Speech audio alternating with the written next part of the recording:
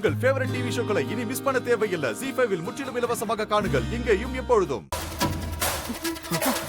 Madam,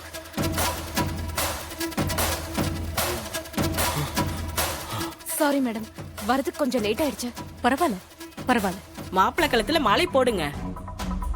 போய் போடுங்க.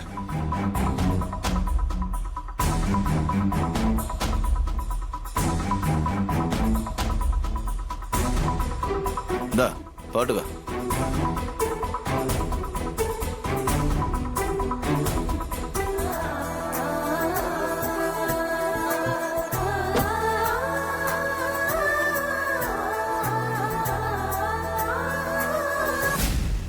மகேஷ், நீயும் போய் வண்டியில ஏறு. சரிங்க நீ.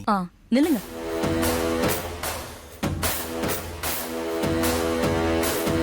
நீங்க கார்ல ஊர்வலமா போக வேண்டாம். ரேவதி மட்டும் போட்டும்.